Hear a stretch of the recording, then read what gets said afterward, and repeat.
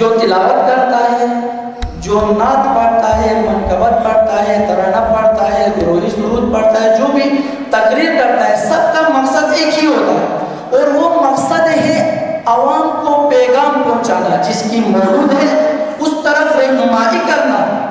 اور ہم سارا کا سارا زور دوسروں کو حرامی ثابت کرنے میں لگاتے ہیں، اور امام علی علیہ السلام کی ولادت ثابت کرنے میں کہ کعبے میں ہوئی ہے، یہ کس کو معلوم نہیں ہے؟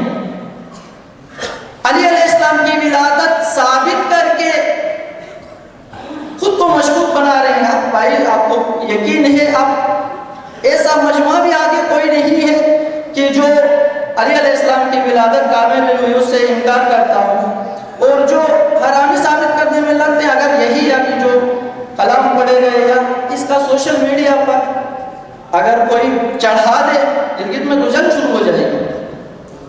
دوبارہ نااتفاقی کی باتیں، ہمارے پاس ہمارا سفر بہت طویل ہے، ہدف بہت دور ہے، وقت بہت کم ہے۔ اس کم وقت کے اندر ہمیں دائیں بائیں دیکھے بغیر اپنے ہدف کی طرف جانا چاہیے۔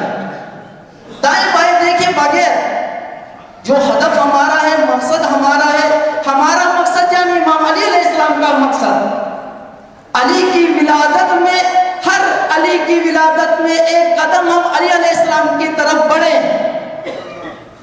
ہر علی علیہ السلام کی ولادت پر، ہر علی کی، چاہے پہلے علی کی ولادت ہو، دوسرے کی ولادت ہو یا 12ویں کی ولادت ہو، ہر ولادت پر و ہر شہادت پر ہم ایک قدم 12ویں علی کے قریب ہو جائیں۔ ہم اپنے ہدف کو دیکھیں۔ بات چلی تھی جہد سے، ان ترانوں کا، منقبتوں کا کام ہے جہد دینا۔ جو تقریر کر رہا ہے اس کا بھی وہی مقصد ہوتا ہے، جو نعت منقبت پڑھ رہا ہے اس کا بھی وہی مقصد ہوتا ہے جو اس جوان نے اس کا حق ادا کیا۔ ابھی تک جتنا پروگرام ہوا ہے، اگر اس کو ترازو کے ایک پلے پر رکھیں، دوسرے پر اگر اس جوان کا رکھیں، وہ بھاری ہے۔ میں اپنی رائے دے رہا ہوں، آپ مومن پر کچھ نہیں کہہ رہا۔ پیغام ہونا چاہیے، بیداری آ جائے، جس طرح آغا صاحب نے نہیں فرمایا، ابھی آغا علیہ نے کہ پڑھ کے، مطالعہ کر کے، قوم اتنے لوگ آئے ہیں، کب نہیں ہے، اگر انہی کو جہد مل جائے، میں یقین کے ساتھ کہہ سکتا ہوں اگلے 13 رجب تک یہاں پر حکومت علی قائم ہوگی۔ اگر انہی کو جہد مل جائے، یہ کم نہیں ہے۔ جب کربلا کے اندر صرف 72 تن پوری جہد تبدیل کر سکتے ہیں تو یہاں پر 72 سے زیادہ ہے۔ جب 313 جنگ بدر میں اکثریت پر غالب آ سکتے ہیں تو یہ تو زیادہ ہے 313 سے۔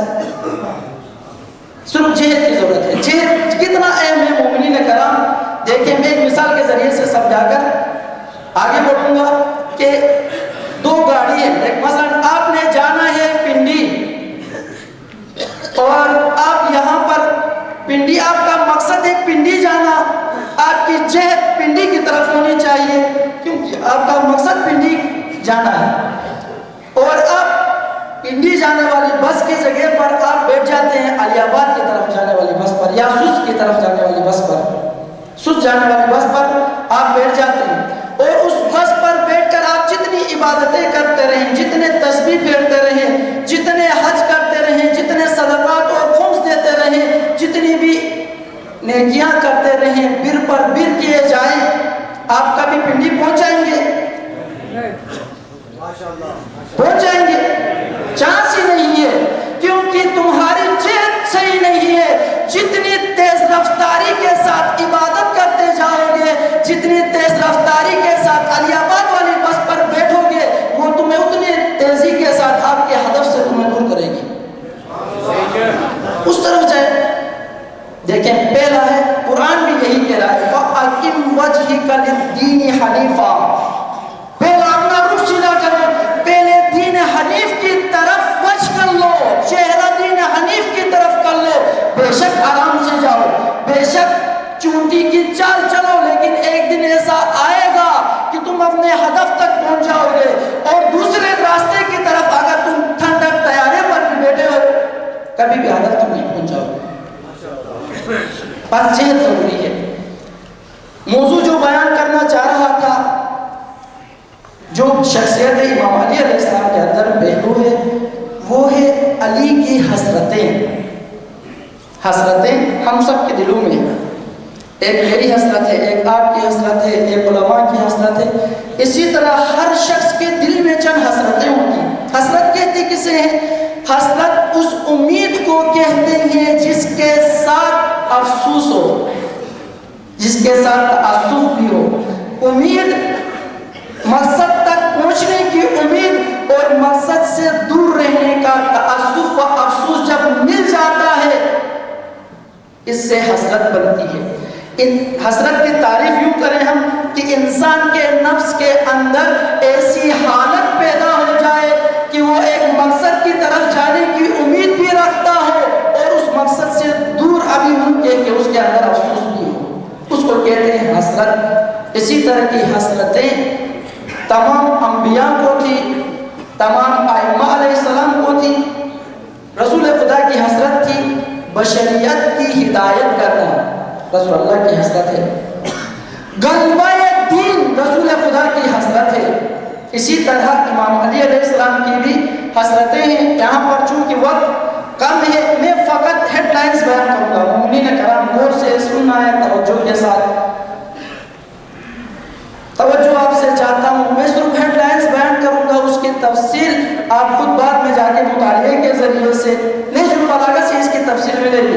میں یہاں پر چاہ رہا تھا کہ جو بھی حسرت علی یہاں پر بیان ہو اس کے لیے کوئی شواہد یہاں سے بیان کریں، شواہد نہج البلاغہ سے لائیں اور پھر روایات اور آیات کے ذریعے سے ان کو مدلل کریں. لیکن وقت نہیں ہے، باقی کام آپ پر چھوڑ دیتا ہوں. میں فقط ہیڈ لائنز بیان کروں گا. حسرتیں اس بیان کرنے سے پہلے ایک اور نقطہ کہ دیکھیں، حسرت پوری کرنا امت کا کام ہوتا ہے، امام کا کام نہیں. امام کے دل میں تو حسرت ہوتی ہے، وہ حسرت تب پوری ہوتی ہے جب امت ساتھ دے، جب لوگ ساتھ دیں. اگر علی کے دل میں حسرت ہو نظام خدا قائم کرنے کی لیکن لوگ ساتھ نہ دے، علی 25 سال تک گوشہ نشین رہتا ہے. علی کو 25 سال گوشہ نشینی اختیار کرنی پڑتی ہے. اور علی علیہ السلام یہ گوشہ نشینی جو 25 سال گزارے ہیں وہ بھی بیان کر دوں. علی علیہ السلام خود نے جو مراغب میں فرماتے ہیں یہ 25 سال میں نے ایسے گزارے جیسے کسی کے گلے پر ہڈی پھنسی ہو، نہ اس کو وہ نگل سکتا ہے نہ اگل سکتا ہے. کتنے کرب کا عالم ہے. جتنے ہم فضیلتیں بیان کر رہے ہیں دیکھیں ابھی علی اپنا مرثیہ خود علی پڑھ رہا ہے. نہج البلاغہ کے اندر یہ موجود ہے. علی علیہ السلام خود کہہ رہے ہیں میرے یہ 25 سال میں نے ایسے گزارے کہ ایسی ہڈی پھنسی ہوئی ہے، دیکھ نوزدار نہ نگل سکتا ہوں نہ اگل سکتا ہوں. ہمارے گلے میں چاول کا، نرم چاول کا ایک دانہ پھنس جاتا ہے، کتنا خاصتے ہیں، کتنے دل گلے پر خراش ہوتی ہے، کتنی تکلیف ہوتی ہے. جس کے دل گلے پر 25 سال تک ہڈی پھنسی ہو اس کا کیا حال ہوگا. ایک اور مقام پر یہی 25 سال بیان کرتے ہیں. یہ 25 سال میں نے ایسے گزارے کہ کسی کے آنکھ میں کانٹا چبھ گیا ہو، نہ آنکھ کو بند کر سکتا ہو نہ آنکھ کھول سکتا ہو. میرے اور آپ کے آنکھوں میں کوئی چھوٹا سا ایک ذرہ جاتا ہے ہوا کی وجہ سے، آنکھیں اس طرح کر کے دوسروں سے پھونک مرواتے ہیں، آنکھیں ملتے رہتے ہیں، کتنی تکلیف ہوتی ہے چھوٹا سا ذرہ جانے سے. اور علی علیہ السلام نے یہ 25 سال ایسے گزارے ہیں جیسے کسی کے آنکھ پر کانٹا چبھا ہو، نہ بند کر سکتا ہو نہ کھول سکتا ہو.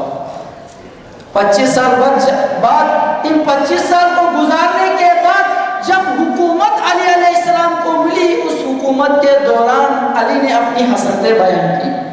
نہج البلاغہ کے اندر ہی ان حسرتوں میں سے پہلی حسرت ہے نظام الہی کا قیام. علی کی پہلی حسرت کہ ایک کاش پورے جہان پر نظام الہی قائم ہوتا اور نظام شرک و کفر و طاغوت سرنگون اور نابود ہو جاتا. یہ علی کی حسرت ہے. علی کی حسرت پورے جہان پر نظام الہی قائم ہو. کلمت اللہ ہی العلیٰ، کلمت اللہ اعلیٰ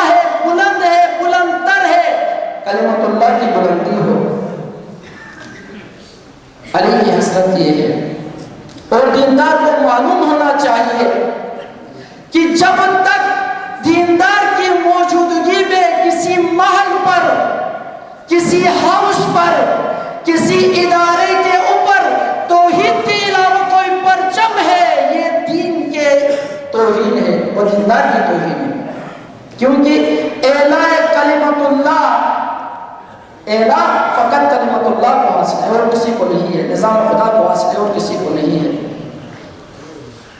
آج ہم جس نظام کے اندر زندگی گزار رہے ہیں، خود سوچیں، الہی نظام ہے، غیر الہی نظام ہے۔ اگر غیر الہی نظام کے اندر بیٹھ کر ہم نعتیں پڑھیں، علی کی منقبتیں پڑھیں، علی ان نعتوں اور منقبتوں اور تقریروں کو ہمارے منہ پہ دے مارے گا، منہ پہ دے مارے گا۔ دوسری حضرت علی علیہ السلام کی خلق خدا کے لیے، بشریت کے لیے عدل کا نظام قائم کرنا، قسط الہی کا نظام قائم ہو، یہ علی کی حسرت ہے پوری دنیا پر۔ آج پاکستان کے اندر دو چیزیں سب سے زیادہ بدنام، دو چیزیں ہیں، ایک انقلاب کا نام بدنام ہے، انقلاب کے نام پر ہر چیز کو انقلاب کا نام دے رہے ہیں، دوسرا انصاف، عدالت، یہ دو چیزیں سب سے زیادہ بدنام ہیں۔ علی علیہ السلام اقتدار چاہتے ہیں ایسی حکومت حاصل کرنے کے لیے جس کے ذریعے سے عدل قائم کرے۔ ابن عباس کے ساتھ ایک سفر پر تھے، حضرت علی علیہ السلام جنگ صفین کی طرف جا رہے تھے، راستے میں امام علی علیہ السلام کی جوتی پھٹ گئی، چپل جو پہنا تھا وہ پھٹ گیا۔ اس وقت امام علی علیہ السلام وہیں پر بیٹھ کر اسلامی مملکت کا صدر و سربراہ اپنی جوتی خود بیٹھ کر ٹانگنے لگا۔ اس وقت آج کے صدر اس طرح نہیں ہے، جب جہاں پر جاتے ہیں 3-4 مختلف کلر کے اور اچھے برانڈ کے جوتے ان کے ساتھ ہوتے ہیں۔ امام علی علیہ السلام دیکھیں نیچے بیٹھ گئے، نیچے بیٹھ کر ٹانگتے ٹانگتے ابن عباس کھڑے ان سے پوچھتے ہیں، اے ابن عباس اس جوتے کی قیمت کتنی ہوگی، کیا ہوگی؟ ابن عباس اوپر سے خاموش۔ پھر امام علی علیہ السلام نے دوبارہ ان سے پوچھا، پھر ابن عباس نے کہا، یا امام اس جوتے کی قیمت بتاتے ہو مجھے شرم محسوس ہوتی ہے۔ پھر امام علی علیہ السلام نے فرمایا کہ شرم نہیں کریں، بتائیں اس کی قیمت کتنی ہے۔ پھر ابن عباس نے کہا، امام علی علیہ السلام نے فرمایا کہ یہ جو جوتی ہے، ابن عباس نے امام علی علیہ السلام کو جواب دیا، یہ جوتی اگر آپ پھینک دیں کوئی ننگا پیر چلنا پسند کرے گا، اس جوتی کو پہننا پسند نہیں کرے گا۔ اس وقت امام علی علیہ السلام نے تاریخی جملہ بیان فرمایا، امام علی علیہ السلام نے بیان کیا کہ اے ابن عباس، حکومت و اقتدار میرے لیے اس جوتی سے بھی بدتر ہے اگر میں اس کے ذریعے سے، اس حکومت کے ذریعے سے عدل قائم نہ کر سکوں۔ عظمت امام علی علیہ السلام بلند صلوات۔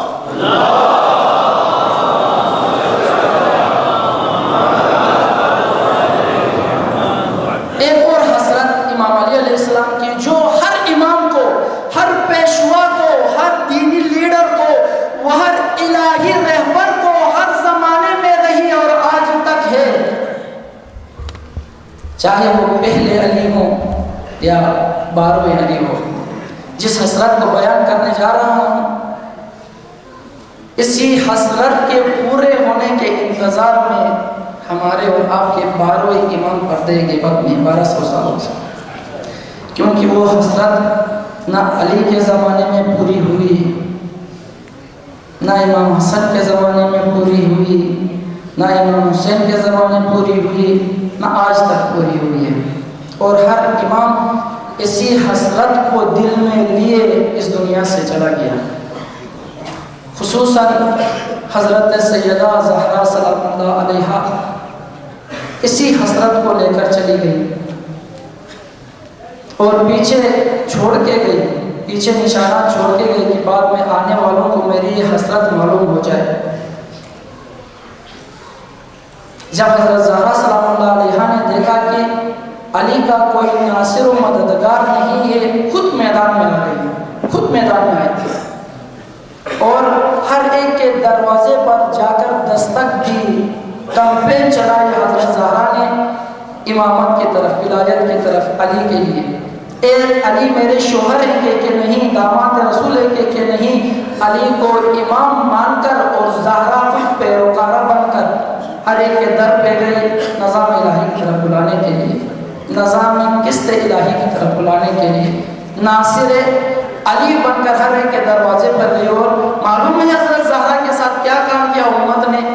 سب نے دروازے بند کر دیے حضرت زہرا پر، سب نے۔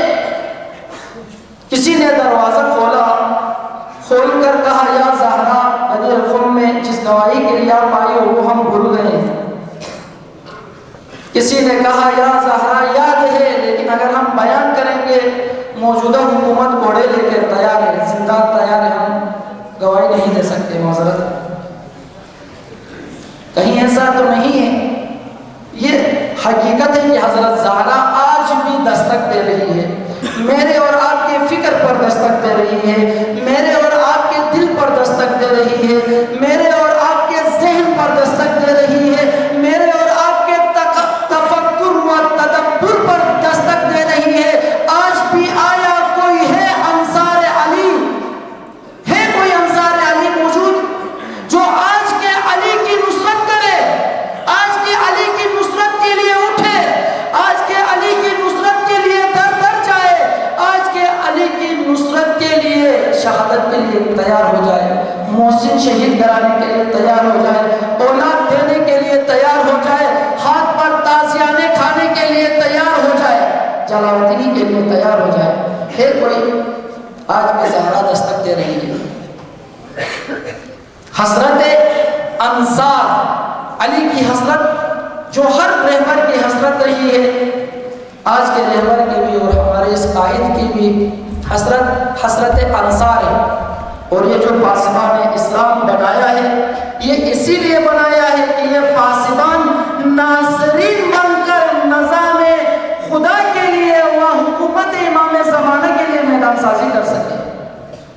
بعض باہر افواہیں پھیلا رہے ہیں کہ اس پاسبان کا کام دہشت گردی ہے، اس کا پاسبان کا کام اسلحہ اٹھانا ہے، اس پاسبان کا کام دیگر کام ہے۔ ہاں، یہ جو کر رہا ہے، یہ جو کہہ رہا ہے، غلط کہہ رہا ہے، پروپیگنڈا کر رہا ہے، افواہیں پھیلا رہا ہے، اراجیف پھیلا رہا ہے، حقیقت سے اس کا کوئی تعلق نہیں ہے۔ پاسبان اسلام جوانوں کا ایک منظم گروہ ہے جو نظام حکومت امام زمانہ کے لیے میدان سازی کر رہا ہے۔ پہلے اپنی خود سازی و اپنی طہارت و اپنا تزکیہ، اس کے بعد اپنے گھر کا تزکیہ، اس کے بعد اپنے محلے کا، اس کے بعد اپنے علاقے کا، اس کے بعد اپنے ملک کا۔ اور خداوند تبارک و تعالیٰ نے اس پاسبان کو اگر توفیق دی و ہمت دی کہ پورے دنیا کا بھی انشاءاللہ۔ آج ہم حزب اللہ کا نام لینے پر یہاں فخر محسوس کرتے ہیں۔ انشاءاللہ یہ پاسبان اتنا آگے چلا جائے گا کہ حزب اللہ والے اس پاسبان پر رش کریں گے اگر اپنے جہد درست کی اور اس جہد پر صبر اور استقامت سے گامزن رہے۔ حسرت انصار اور ہر زمانے میں قلت انصار رہا ہے۔ مومنین کرام، یہاں پر ایک اور دردناک آج جشن کا ماحول ہے، لیکن کیا کریں، درد دل علی علیہ السلام بیان کرنا ضروری ہے۔ علی کے دن میں، ولادت کے دن میں ہم علی کا بھی کچھ سنیں۔ علی علیہ السلام اپنے انصار کے بارے میں کیا فرما رہے ہیں؟ نیچے لاکھوں کا مجموعہ بیٹھا ہوا ہے، لاکھوں لوگ علی کے شیعہ پیروکار، مداح، منقبتیں، نعتیں، تقریریں کرنے والے نیچے موجود ہیں۔ علی اوپر سے کیا کہہ رہا ہے؟ غور سے سنیں۔ مدین کرام، علی علیہ السلام کہہ رہے ہیں اے کاش تم مجھے نہ ملتے، اپنے شیعوں کو کہہ رہے ہیں اے کاش، ہم غصے میں آگے کہتے ہیں نا کبھی تم سے مجھے واسطہ نہ پڑتا، اے کاش تم مجھے نہ ملتے، تم نے میرے دل کو پیٹ سے بھر دیا ہے، تم نے میرے دل کے ٹکڑے ٹکڑے کر دیا ہے، تم نے میرا دل دکھایا ہے۔ علی علیہ السلام ایک اور جگہ پر فرماتے ہیں خدا سے فریاد کرتے ہیں بار الہا انہیں مجھ سے لے لے اور مجھے ان سے لے لے۔ ایک رہبر اپنے پیروکاروں کو نیچے رکھ کر یہ بیان فرما رہا ہے۔ ایک اور جگہ پر آ کے بیان کرتے ہیں کہ اے پروردگار انہوں نے مجھے تھکا دیا ہے اور میں نے انہیں تھکا دیا ہے۔ لیکن مومنین کرام علی حسرت انصار کر رہے تھے، ناصرین مانگ رہے تھے، لیکن علی کو کیا ملے؟ ناصور ملے۔ ناصور اس پھوڑے کو کہتے ہیں جو انسان کے جسم پر نکلتا ہے، جس سے پس اور پیٹ نکلتا رہتا ہے، کبھی زندگی بھر ٹھیک نہیں ہوتا اور اس شخص کو تکلیف دیتا رہتا ہے۔ ہر وہ طبقہ، ہر وہ فرد، ہر وہ شخصیت، ہر وہ پارٹی، حزب، گروہ جو اپنے زمانے کے امام، رہبر، لیڈر، قائد کو تکلیف دے اپنے کردار کے ذریعے سے، اپنے گفتار کے ذریعے سے، اپنے رفتار کے ذریعے سے، وہ ناصور ہے۔ میں نے کسی کا نام نہیں لے رہا، کلی قانون بیان کر رہا ہوں۔ تاریخ میں بھی یہی کلیہ قانون ہے اور آج بھی اور آئندہ کے لیے بھی یہی کلیہ قانون ہے۔ وہ ناصور ہے جو اپنے رہبر کو تکلیف دیتا ہے، منسوب اپنے رہبر سے ہے، نام شیعہ کا اس پر صدق آتا ہے، لیکن ناصور ہے کیونکہ علی کو تکلیف دے رہا ہے۔ امام حسین علیہ السلام نے ہر من ناصر ینصرنا کی صدا بلند کی، ناصرین مانگے، لیکن امام علیہ السلام کو قاتل ملے، قاتل۔ انصار بھی تھے، ایسا نہیں ہے کہ انصار نہیں تھے، چند انصار ایسے تھے، مثلا عمار یاسر، امام علی علیہ السلام کے وہ صحابی، وہ ناصر ہیں جن کی زبان مالک اشتر کے تلوار سے زیادہ برہان اور زیادہ تیز ہے۔ عمار یاسر جن کو علی بار بار یاد کرتے تھے، 4000 کی فوج پلاٹون نیچے بیٹھی ہوئی ہے، علی خطبہ دیتے ہوئے عمار کو یاد کرتے ہیں، این عمار، عمار کہاں ہے؟ ایک کاش آج عمار زندہ ہوتا، علی کے زبان پر یہ نہ آتا۔ اسی طرح بزر و سلمان و مقداد و میسم میں تمار عثمان بن حنیف موجود تھا۔ مصر میں تمار، علی کو کیسے ناصر چاہیے؟ علی کو ایسے ناصر چاہیے جن کو علی یہ کہے کہ تمہیں شہادت ہونی ہے اس درخت پر، تو وہ اس درخت کو پانی دے دے کر بڑا کرے۔ علی کو وہ ناصر چاہیے جو شوق شہادت رکھتے ہیں، جن کا جذبہ ایمان سے سرشار ہو۔ بس میں صرف ہیڈ لائن سے ادھر سے آگے پڑھوں گا۔ حضرت حاملین علم، امام علی علیہ السلام کے دل میں باب العلم ہے، علم کا باب، علم کا دروازہ۔ یہ چاہتا ہے کہ اس کو کوئی شاگرد ملے، لائق شاگرد جو اس علم کو حمل کر سکے۔ حسرت اطاعت جو ہر رہبر چاہتا ہے، حسرت عظمت اسلام، عظمت اسلام کی حسرت، ہر عظمت دین اسلام کی حسرت ہر رہبر کو رہی ہے۔ مومنین کرام، آج ہم ہر پرچم کے نیچے ہیں، ہر پرچم کے نیچے، لیکن علی کے پرچم کے نیچے نہیں ہیں، اس لیے مشکلات ہیں۔ پرچم اسلام کو سربلندی و عزت کہاں سے ملے گی؟ امام ہفتم بیان کرتے ہیں، ان الامامۃ زمان الدین و نظام المسلمین، ان الامامۃ اس اسلام النامی، امامت وہ نظام ہے اس اسلام کا جو نمو کرنے والا ہے، جو رشد کرنے والا ہے۔ ان الامامۃ اس اسلام النامی وفرعہ السامی بالامام تمام الصلاۃ والزکاۃ والحج والخمس والصدقات۔ یہ تمام چیزیں امامت کے ساتھ مشروط ہیں۔ اطاعت اخوان فی اللہ، خدا کے لیے، خدا کے نظام کے لیے، خدا کے دین کے لیے اخوان بھائی چاہیے جو خدا کے لیے۔ امام علی علیہ السلام کو حسرت ہے، ایک جگہ پر امام علی علیہ السلام فرماتے ہیں میں اپنے اس حسرت اپنے اس انصار کو ناصر کو یاد کر کے کہتے ہیں ما کانا ما بی فرق ایک صلوات پڑھیے بر محمد و اہل بیت محمد صلی اللہ علیہ وسلم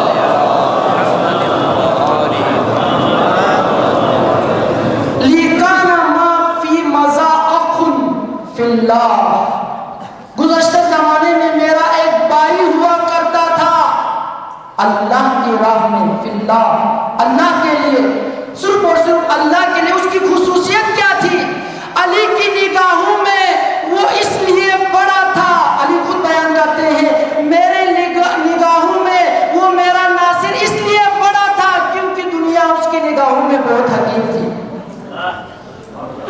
اقوال فی اللہ حضرت آگاہی و بصیرت یہ ضروری ہے مومنین کرام سب سے زیادہ تشیع کو و شیعہ کو جو زیادہ نقصان ہوا ہے وہ اسی کی وجہ سے ہوا ہے بصیرت کے فقدان کی وجہ سے آگاہی اور شعور کے فقدان کی وجہ سے معلوم ہے اگر یہ نہ ہو تو کیا ہوتا ہے علی کی فوج خود علی کے مقابلے میں آگے کھڑی ہو جاتی ہے اگر نہ ہو علی کے گرد آ کر دائرہ تنگ کرتی ہے اور علی کی فوج خود علی کو دھمکی دیتی ہے اگر تم نے مالک اشتر کو واپس نہ بلایا ہم شہید کر دیں گے آپ کو یہ بے بصیرتی آیت اللہ جواد عاملی رہبر معظم کے رائٹ ہینڈ دست بازو ہیں وہ یہ بیان کرتے ہیں اگر امت شیعہ اگر نیزو پر اٹھے ہوئے قرآن کے دھوکے میں نہ آتے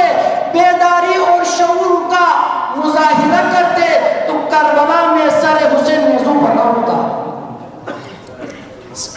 کربلا میں اگر نیزے کے اوپر امام حسین علیہ السلام کا سر اٹھا ہے تو یہ اس بے بصیرتی کی وجہ سے ہے جو اس جنگ میں دکھائی حسرت حضور در صحن بس ختم کر دیا یہ آخری ہے حسرت حضور در صحن میدان میں حاضر رہنا جو ابھی آغا صاحب کا ملا تھا آغا یقینی کا کہ میدان میں حاضر رہنا پہلے تو کام ہے امت بننا امت اس طرح جتنے زیادہ لوگ جمع ہو جائے اس کو امت نہیں کہتے جمع کثیر کو امت نہیں کہتے اجتماع کو امت نہیں کہتے اسی امت کے بارے میں بھی امام علی علیہ السلام نہج البلاغہ میں فرماتے ہیں کہ وہ مجموعہ وہ گروہ جس کا کوئی ہدف نہیں ہے اس ہدف تک جانے کا راستہ اس کو معلوم نہیں ہے اور اس ہدف تک لے جانے والا رہبر اس کو معلوم نہیں ہے وہ حمج الرعا ہے حمج الرعا جو ہر سیٹی پر بھاگتا ہے ادھر پرچم اٹھا اس کے پیچھے چلا ادھر کالا جھنڈا اٹھا اس کے پیچھے چلا ادھر نیلا جھنڈا اٹھا اس کے پیچھے چلا ادھر پیلا جھنڈا اٹھا اس کے پیچھے چلا یعنی اس کو ابھی معلوم ہی نہیں ہے میرا مقصد کیا ہے میرا رہبر کون ہے اس کو معلوم ہی نہیں ہے اس کو امت نہیں کہتے امت کس کو کہتے ہیں ایسا گروہ بے شک 10 بندوں کا بھی ہو لیکن اس کو اپنا ہدف معلوم ہو ہدف تک جانے والا راستہ معلوم ہو اس راستے کے پیچ و خم نشے و فرار شور ترن خالیاں معلوم ہو اور اس ہدف تک پہنچانے والا رہبر بھی معلوم ہو اس کو امت کہتے ہیں اگر یہ کسی گروہ کے اندر موجود نہیں ہے یہ چیزیں اس کو ہم امت نہیں کہیں گے اس کو امام علی علیہ السلام حمج الرعا کہتا ہے ریوڑ ہے یہ ریوڑ ایک ادھر سے سیڑھی مارتا ہے ریوڑ ساری ادھر چلی جاتی ہے ادھر سے مارتا ہے ادھر چلی جاتی ہے بس مومنین کرام رائے حل کیا ہے رائے حل شاہ مردان ابھی کیا کہا تھا پڑھ رہے تھے شاہ مردان دیکھیں امام علی علیہ السلام مردوں کے شاہ مردوں کے اور اس یہ مرد کون ہے قرآن نے بیان کیا من المؤمنین رجال تمام مومنین مرد نہیں ہے مومنات کا نام نہیں لیا مومنین کہہ کر ہی مومنین میں سے چند کو کہا قرآن نے مرد ہے من المؤمنین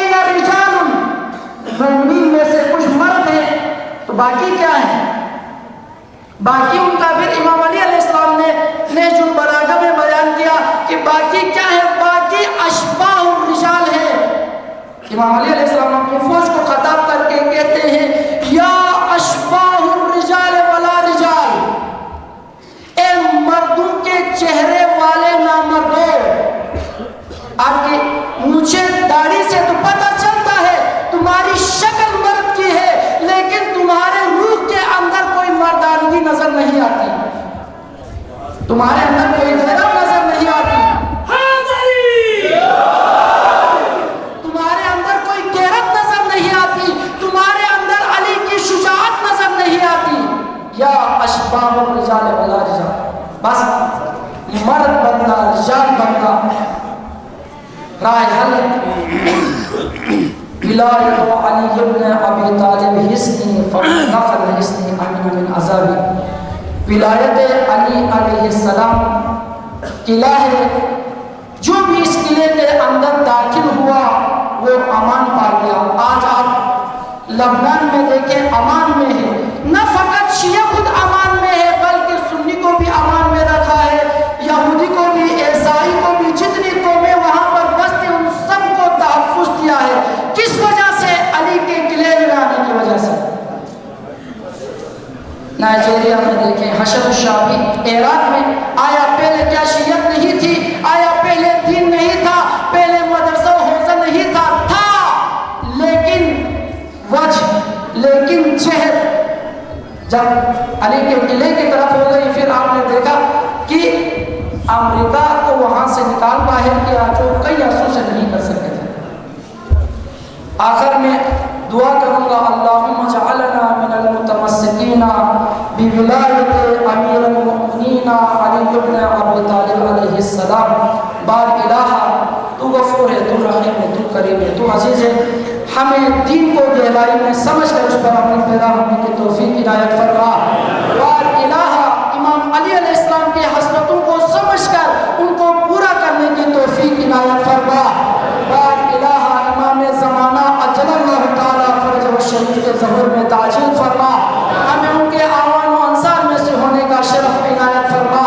بار الہ امام زمانہ کی حکومت کے لیے میدان سازی کرتے ہوئے جام شہادت نوش کرنے کی توفیق عنایت فرما۔ بار الہ علماء کرام مراجع اعظام بالخصوص رہبر معظم سید علی خان نائی، سید مقامت سید حسن نصر اللہ، شیخ ابراہیم زقزاقی، استاد محترم سید جواد نقوی حفظ اللہ، و وہ تمام علماء جو دن رات نظام الہی کے قیام کے لیے، نظام قسط و عدل کے قیام کے لیے، وہ امام میں زمانہ کی حکومت کے لیے دن رات کوشاں ہیں۔ بار اللہ ان کے توفیقات خیر میں اضافہ فرما، ان کا سایہ ہمارے